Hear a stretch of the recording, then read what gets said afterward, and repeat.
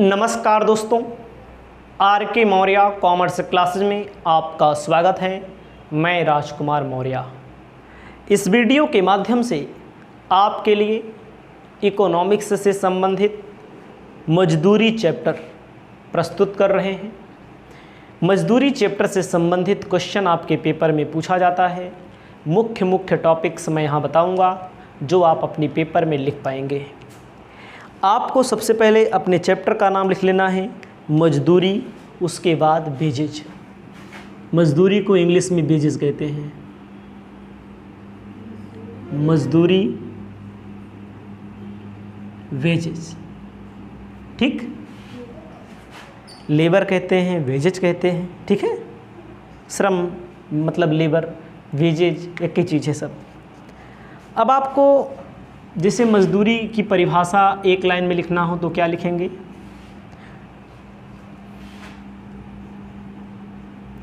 श्रम के बदले में किया गया भुगतान या दी गई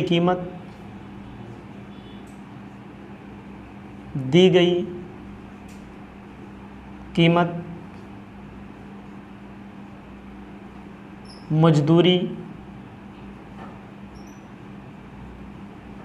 कहलाती है। ध्यान दीजिएगा, श्रम के बदले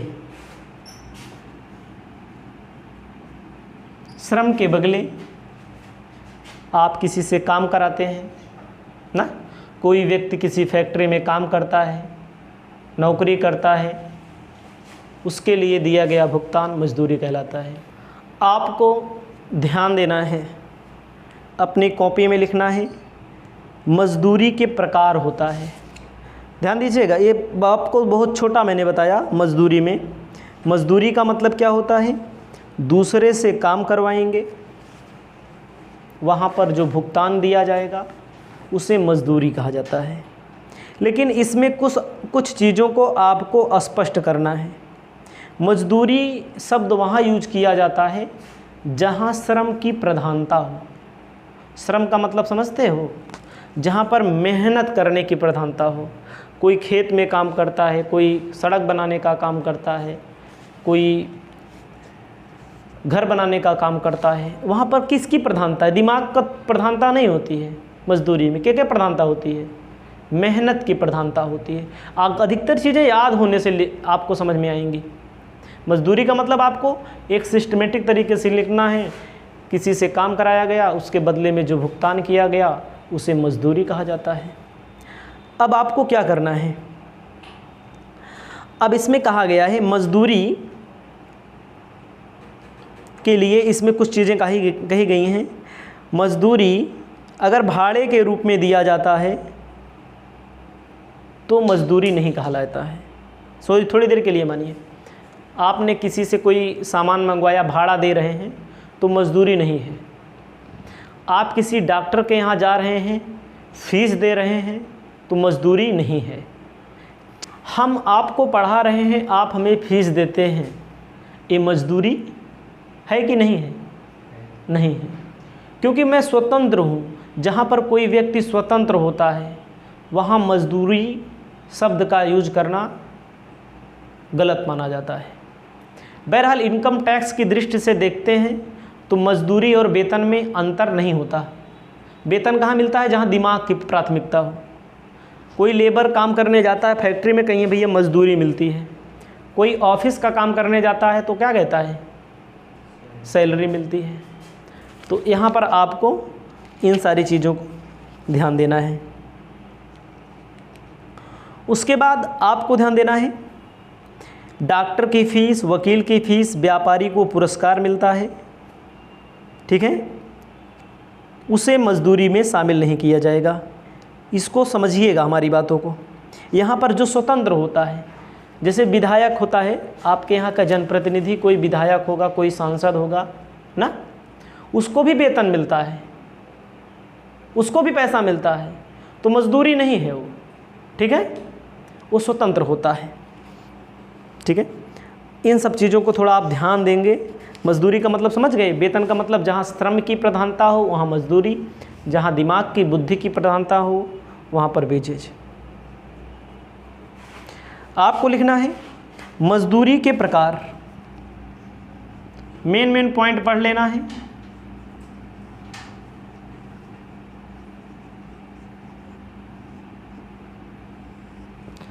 मजदूरी के प्रकार में आपको लिखना है मौद्रिक या नकद मजदूरी। मौद्रिक या नकद मजदूरी। मौद्रिक मतलब होता है जो मुद्रा में भुगतान किया जाता है, जो नगद भुगतान किया जाता है। जैसे आपने काम किया या आपके यहाँ कोई काम करे तो आप उसे पैसा दे दें, एक आप बोलते हैं नकदी मजदूरी, मौद्रिक मजदूरी। उसके बाद है असल मजदूरी या वास्तविक मजदूरी।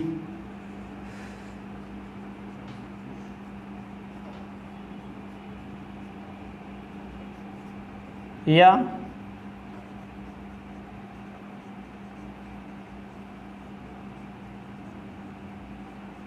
वास्तविक मजदूरी।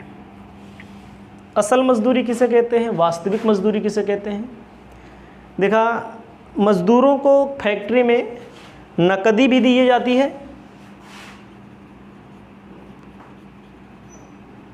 नकद मजदूरी भी दी जाती है,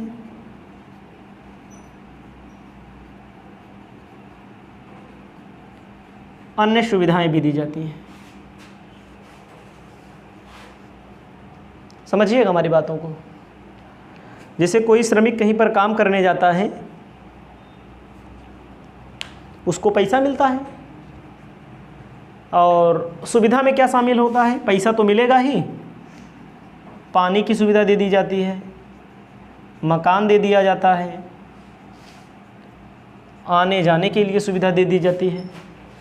तो एक का क्या बोलते हैं? अन्य सुविधाएं। एक का वास्तविक मजदूरी बोलते हैं। मौद्रिक के का बोलते हैं जहाँ केवल नकद पैसा दिया जाए। वास्तविक किसको बोलते हैं? नकद पैसे के साथ साथ वहाँ पर क्या दिया जाएगा?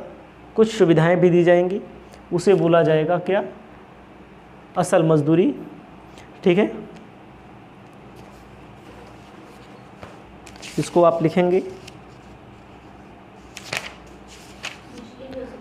ठीक है, बिजली दिया जा सकता है, पानी, कोई दिक्कत नहीं है, इसको लिख लीजिए। हेडिंग होगी मजदूर, वास्तविक मजदूरी, मतलब कि मजदूरी के निर्धारित करने वाले घटक।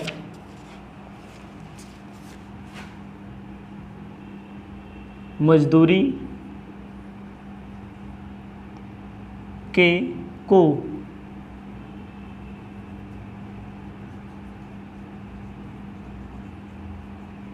निर्धारित करने वाले घटक। ऐसे कौन से घटक हैं जो मजदूरी को निर्धारित करते हैं? जैसे मुद्रा की क्रय शक्ति,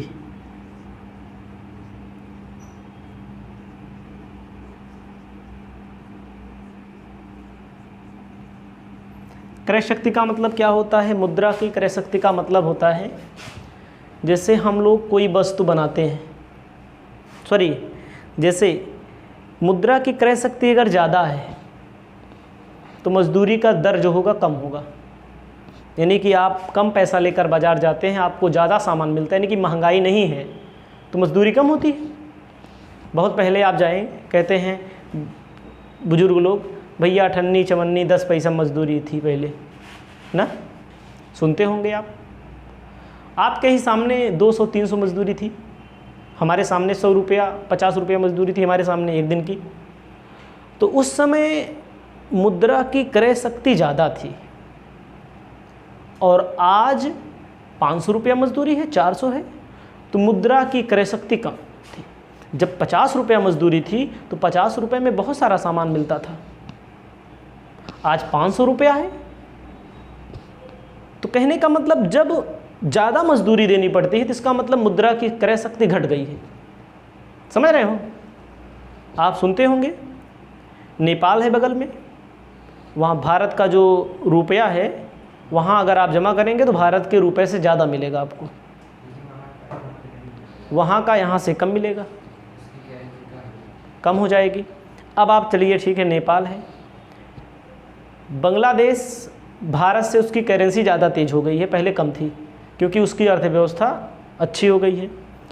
श्रीलंका आर्थिक मंदी आई हुई है, वहाँ पर आपातकाल लगा हुआ है, वहाँ की मुद्रा की क्रय शक्ति कम है, ज़्यादा पैसा देना पड़ रहा है। जहाँ ज़्यादा पैसा देना पड़े सामान खरीदने के लिए, इसका मतलब वहाँ की मुद्रा की क्रय शक्ति कम है। अमेरिका जाइए, वहाँ की मुद्रा की क्रय शक्ति ज़्यादा है, वहाँ के $1 यहाँ पर 75 रुपया 76 रुपया मिलता है।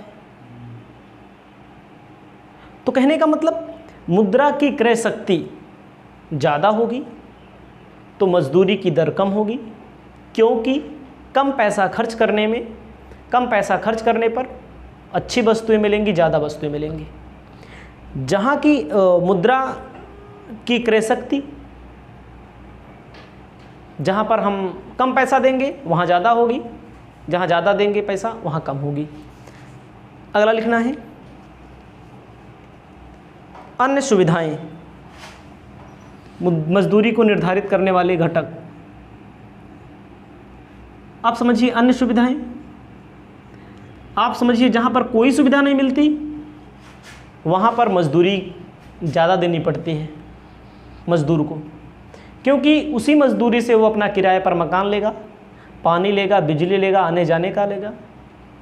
तो अगर उसको अन्य सुविधाएं दी जाती हैं तो मजदूरी कम कर दी जाती है। आवाजाही की सुविधा मिल जाएगी, घर रहने की सुविधा मिल जाएगी तो मजदूरी कम मिलेगी ना, और नहीं सुविधा मिलेगी तो ज़्यादा मजदूरी देनी पड़ेगी। आप कहीं काम करने जाइए, हम कहीं काम करने जाएंगे, कोई हमको 20,000 रुपया महीना दे ना, और एक जगह 20,000 मिल रहा है, एक जगह आपको 22,000 मिल रहा है। 20,000 वाला आपको रहने का भी दे रहा है, आने जाने का भी दे रहा है, 22,000 वाला केवल 22,000 रुपया दे रहा है, तो आप कहाँ काम करेंगे? 20,000 वाले के यहाँ काम करेंगे, क्योंकि उससे ज़्यादा तो आने जाने में खर्चा हो जाएगा। तो अन्य सुविधा जहाँ ज़्यादा रहेगी वहाँ कम मजदूरी मिल सकती है, और अन्य सुविधाएं जहाँ नहीं रहेंगी वहाँ ज़्यादा मजदूरी मिलने के चांसेस होते हैं।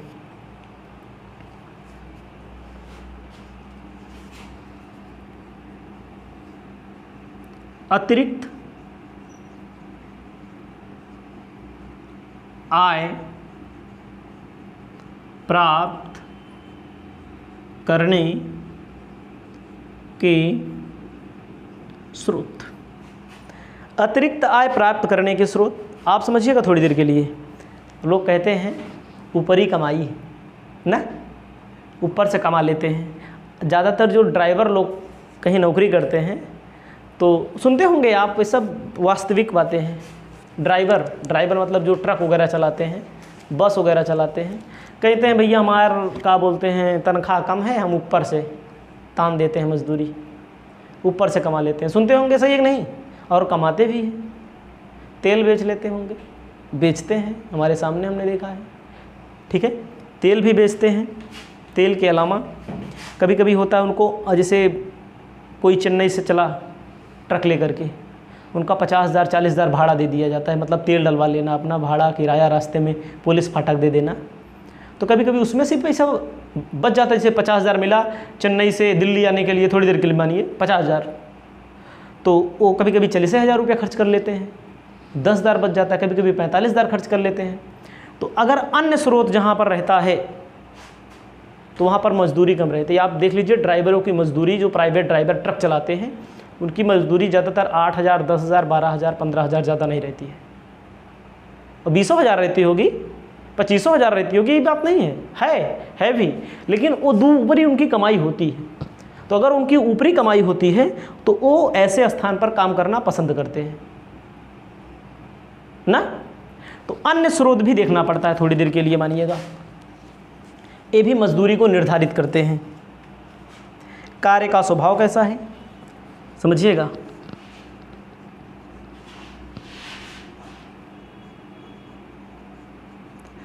कार्य का स्वभाव कैसा है। कार्य के स्वभाव में आप समझिए, अब जहाँ पर भट्ठी के सामने कोई काम करेगा, कोयला के सामने खदान, कोयला के सामने कोई कोयला झोंकेगा, उसको गर्मी लगेगी, उसको तपिश होगी, उसके शरीर को क्षति पहुँचेगी, उसको ज़्यादा मजदूरी मिलेगी। कार्य का स्वभाव सही है कि नहीं। और मैं सब चीज़ बता रहा हूँ, जैसे फांसी देने वाला, बहुत लोग फांसी देते हैं, फांसी देने वाला चंडाल, कसाई, भंगी, कार्य से लोग घृणा करते हैं। यहाँ पर मजदूरी, नकद मजदूरी पर भी वास्तविक मजदूरी कम होती है। इसके विपरीत मतलब कि इस सब अलग बात है कि देखो, जैसे जो लोग नाली साफ करते हैं उनको भी मजदूरी मिलती है, जो डॉक्टर हैं उनको भी पैसा मिलता है, मजदूरी मान लीजिए ना। तो कहने का मतलब कार्य के स्वभाव पर है। हमारा काम अच्छा है, हम मिस्त्री हैं घर बनाने वाले, तो हमारी मजदूरी 600-700 रहेगी। लेबर है जो ईंट पकड़ाएगा, मसाला बना के देगा, उसकी मजदूरी कम होगी। कार्य के स्वभाव पर भी मजदूरी तय होती है। कार्य की दशाएं मतलब मजदूरी को निर्धारित करते हैं, आपको इसको पढ़ लेना है। कार्य की दशाएं, कार्य की दशाओं में कहा गया है कि जिस व्यवसाय में कार्य की दशाएं अच्छी होती हैं तथा मालिक का व्यवहार अच्छा होता है, वहाँ कर्मचारियों को नगद मजदूरी उतनी ही मिलती है जितना व्यवसायियों में जहाँ पर काम करने की दशाएं अच्छी नहीं होंगी। मतलब जहाँ सब कुछ अच्छा होगा, मकान मतलब मालिक अच्छा होगा, वहाँ अच्छी मजदूरी मिलेगी। जहाँ मालिक बेकार होगा वहाँ पर कम मजदूरी मिलेगी। कार्य की अवधि,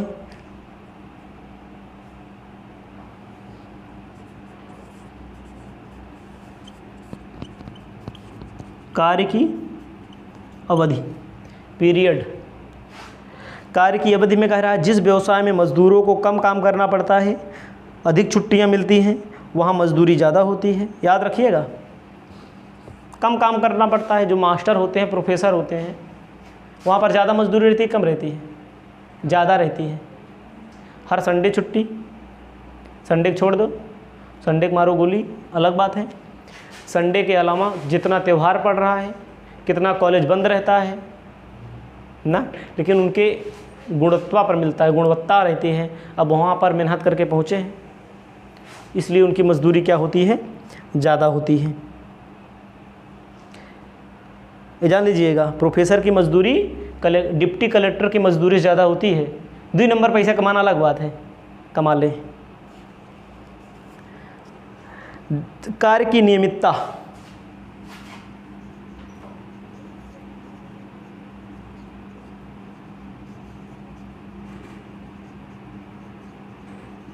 कार्य की नियमितता कहा गया जहाँ पर कर्मचारी को की नौकरी इस प्रकार की है कि वर्ष में कुछ महीने ही उसे काम करना पड़ता है, उस कर्मचारी की अपेक्षा कम होगी।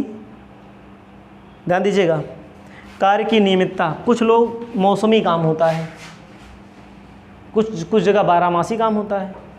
याद रखना, कहा गया है जहाँ पर कर्मचारी की नौकरी इस प्रकार की है कि वर्ष में कुछ महीने ही उसे काम मिल पाता है, तो उसकी वास्तविक मजदूरी उस कर्मचारी की अपेक्षा कम होगी जो लगातार काम कर रहा है उसको ज़्यादा मजदूरी मिलेगी, जो कम काम कर रहा है। ठीक है। भविष्य में उन्नति की आशा,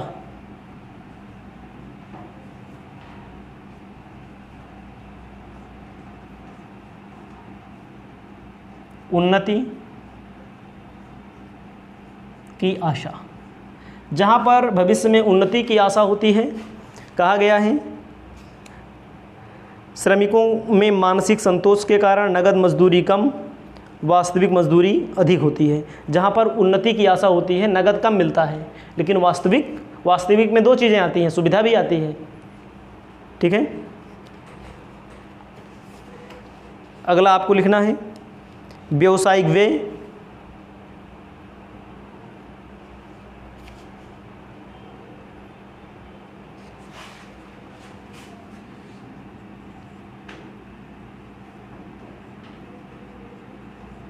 व्यावसायिक व्यय। अब आप समझिएगा कि देखो, जैसे हम लोग पढ़ते हैं, हम आज कोचिंग पढ़ा रहे हैं, तो हम एक अगर मज़दूर से ज़्यादा कमाते हैं, मान लीजिए थोड़ी देर के लिए, एक 400 रुपया 500 रुपये वाले मज़दूर से ज़्यादा कमाते हैं ना, तो मैंने इस पर व्यय किया है, धन का व्यय किया है, मेहनत की है, आप समझिएगा, तो मैं उससे ज़्यादा कमाता हूँ। कोई डॉक्टर है, वकील है, इंजीनियर है, तो क्या करता है, लोग कहते हैं इतना तनख्वाह ले रहे हैं, गौना वाले कहते हैं जलते हैं, मास्टर से जो मेहनती आदमी होता है, जो पढ़ा लिखा होता है, कहीं सरकारी मास्टर बने हुए हैं, वो नहीं पढ़ाते कॉलेज में, वो बात अलग है, वो बात अलग है, लेकिन उसने अपने इस काम के लिए कितना व्यय किया। आप मजदूर बन जाइए, आप 15 साल 14 साल 13 साल के लोग हो, बच्चे रहते हैं, मजदूरी करने लगते हैं, उनका मजदूरी में तुरंत 400 मिलता है। 18 साल मान लीजिए, 16 साल मान लीजिए, हम देखते हैं आपके पड़ोस, आस पड़ोस, उनका भैया कितना मिलेगा, तुरंत 400 मिलेगा।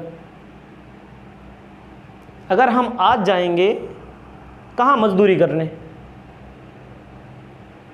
किसी के यहाँ मजदूरी करने जाएंगे, तो हमका कितना मिलेगा, 400। लेकिन अगर हम कोचिंग खोल लेंगे तुरंत, कहाँ हम पहले दिन 400 कमा लेंगे, कभी नहीं कमा पाएंगे पहले दिन 400।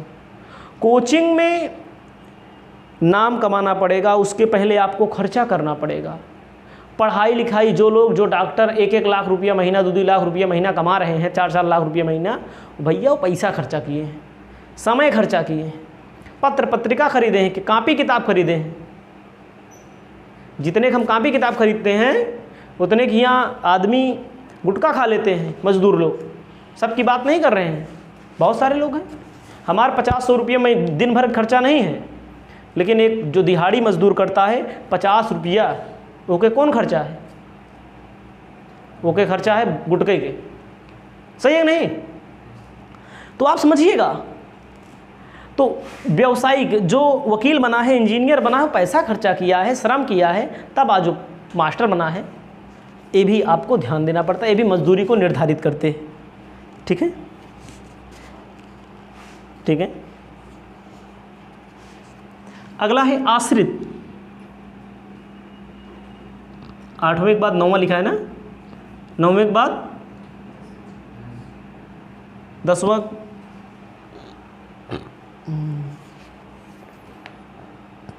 9वां 10वां।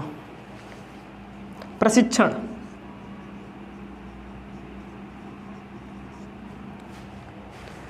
भैया जो डॉक्टर होते हैं, वकील होते हैं, इंजीनियर होते हैं, वो प्रशिक्षण करते हैं। प्रशिक्षण मतलब ट्रेनिंग लेते हैं, तब जाके बनते हैं, तो इसलिए उनकी मजदूरी ज़्यादा होती है। ठीक है, जिसका सीखने में समय लगता है, पढ़ाई लिखाई करने में समय लगता है। और आपको एक बात और बता दें, जो टीचर की तैयारी कर रहा है, डीएम की तैयारी कर रहा है, बन गया तो ठीक है, एसएससी की तैयारी जो कर रहा है बन गया तो ठीक है, पुलिस की तैयारी जो बन गया ठीक है। कितना बड़ा रिस्क लेता है, अगर मान लीजिए बन गया, वो का 40-50 हज़ार मिल रहा है, और ना बना तो प्राइवेट कॉलेज स्कूल में पढ़ाते हैं, 5-5 हज़ार रुपया पाते हैं, 3 हज़ार 2 हज़ार, सही है नहीं, कितना बड़ा रिस्क लेता है। तो ये सब मजदूरी को निर्धारित करते हैं, तो इसे आप तैयार कर लीजिएगा। पेपर में बहुत ज़्यादा टॉपिक पूछा जाता है। अब आपको हम आगे बताने जा रहे हैं, जैसे भारत अपने यहाँ है, स्त्रियों को कम मजदूरी मिलती है, स्त्रियों को कम मजदूरी दी जाती है पुरुषों की अपेक्षा। ठीक है, उसके बारे में हम आपको बताने जा रहे हैं। पहले इसको आप अपनी कॉपी में लिख लेंगे।